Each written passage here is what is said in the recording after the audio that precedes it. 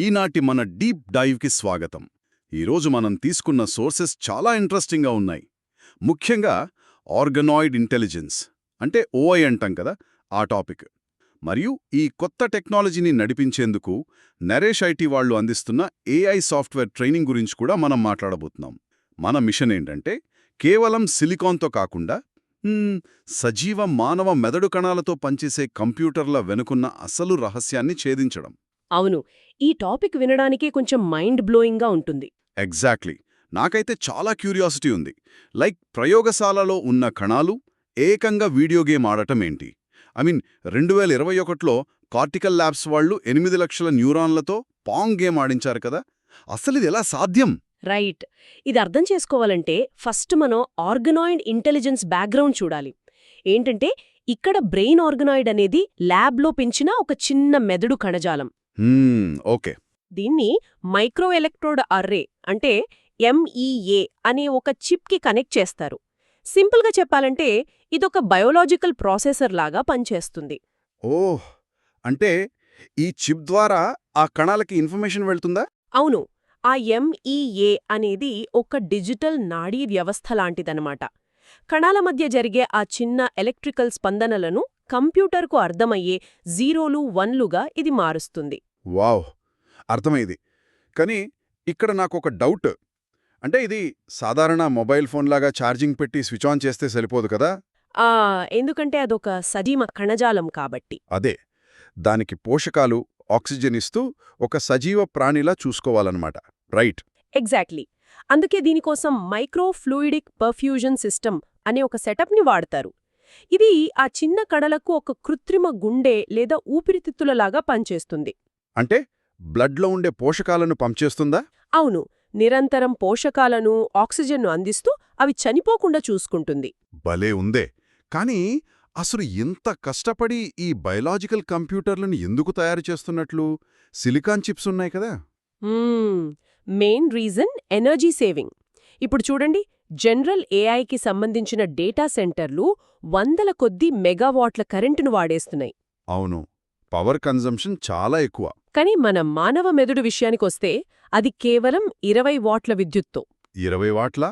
అంటే ఒక చిన్న ఎల్ఈడి బల్బ్ అంతా. కరెక్ట్. ఆ చిన్న పవర్తోనే మన మెదడు అద్భుతంగా పనిచేస్తుంది.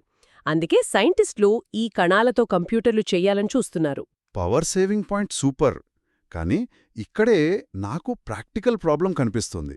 అంతా బాగానే ఉంది, కానీ ఒక మనిషి ఈ కణాలతో ఎలా కమ్యూనికేట్ చేస్తాడు అనే కదా మీ ప్రశ్న? అవును, వాటికి కీబోర్డ్ మౌస్ ఉండో కదా. మనం ఏం చెప్తున్నామో, ఏ టాస్క్ ఇస్తున్నామో వాటికెలా అర్థమవుతుంది? అక్కడే అసలైన ఛాలెంజ్ ఉందండి. ఆ బయోలాజికల్ సిగ్నల్స్ను అర్థం చేసుకోవడానికి, వాటికి కమాండ్స్ ఇవ్వడానికి ఒక పటిష్టమైన సాఫ్ట్వేర్ అండ్ ఏఐ లేయర్ అవసరం. ఓ, అంటే కోడింగ్ కావాలన్నమాట. తప్పకుండా. జీవశాస్త్రానికి, కంప్యూటర్ కోడ్కి మధ్య ఒక వారధి కావాలి.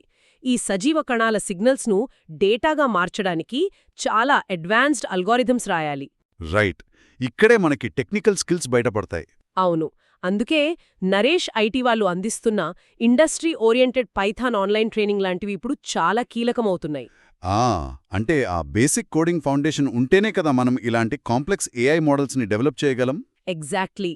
వాళ్ల ఎక్స్పర్ట్ గైడెన్స్ మరియు 24 గంటల సపోర్ట్ ద్వారా ఇలాంటి అడ్వాన్స్ టెక్నాలజీలకి మనల్ని మనం సిద్ధం చేసుకోవచ్చు. That's true. హార్డ్వేర్ ఎంత బయలాజికల్ అయినా దానికి శిక్షణ ఇవ్వాలంటే పక్కా సాఫ్ట్వేర్ బుర్రలు కావాలి. కానీ ఇక్కడే నాకు భయం కూడా వేస్తోంది. ఎలాంటి భయం? ఏంటంటే మన మానవ మెదడు కణాలను తీసుకుని సాఫ్ట్వేర్ ద్వారా టాస్కులు చేయిస్తున్నాం. అంటే ఒక రకంగా చిన్నపాటి మానవ మెదడును ల్యాబ్లో పెట్టి బానిసలుగా మార్చుతున్నావా? బాబోయ్, చాలా పెద్ద ప్రశ్నే. అదే కదా. వాటికి రేపొద్దున తాం ఏం చేస్తున్నామనే స్పృహ అంటే కాన్షియస్నెస్ వస్తే పరిస్థితి ఏంటి? సైంటిస్టులకు కూడా సరిగ్గా ఇదే ఆందోళన ఉంది. అందుకే 2022లో బాల్టిమోర్ డిక్లరేషన్ అనే పేరుతో కొన్ని నైతిక నియమాలను తీసుకొచ్చారు. దీనికంటూ ఒక రూల్ బుక్ ఉందన్నమాట. అవును.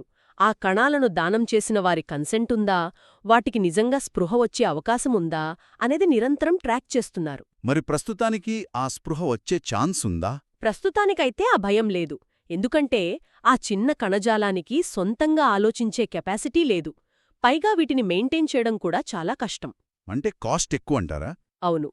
ఉదాహరణకు కార్టికల్ ల్యాబ్స్ తయారు చేసిన CL1 అనే బయో కంప్యూటర్ను కేవలం బతికించి ఉంచడానికే సుమారు $35,000 ఖర్చవుతుంది. $35,000 వామ్మో!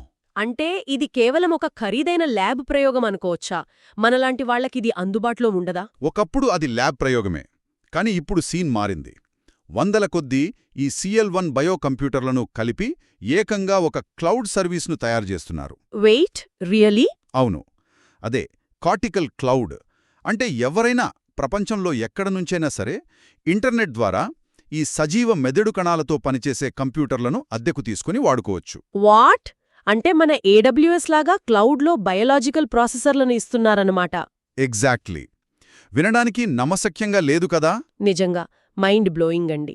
సిలికాన్ AI నుంచి బయోలాజికల్ కంప్యూటింగ్ వైపు మనం ఎంత ఫాస్ట్గా వెళ్తున్నామో అర్థమవుతోంది. అవును, టెక్నాలజీ అలా మారిపోతుంది. సో ఈ డీప్ డైవ్ని ముగించే ముందు ఒక్కసారి ఆలోచించాల్సిన విషయమేంటంటే, భవిష్యత్తులో మన కంప్యూటర్లు సజీవంగా ఉండి మన జీవశాస్త్రం అంతా సాఫ్ట్వేర్ ద్వారా ప్రోగ్రామ్ చేయగలిగేలా మారితే అప్పుడు ఒక యంత్రానికి సజీవ ప్రాణికి మధ్య ఉన్న గీత అసలు మిగులుతుందా? ఈ ప్రశ్నతో ఇవాల్టి ఎపిసోడ్ డీప్ డైవ్కి ఎండ్ కార్డ్ వేద్దాం.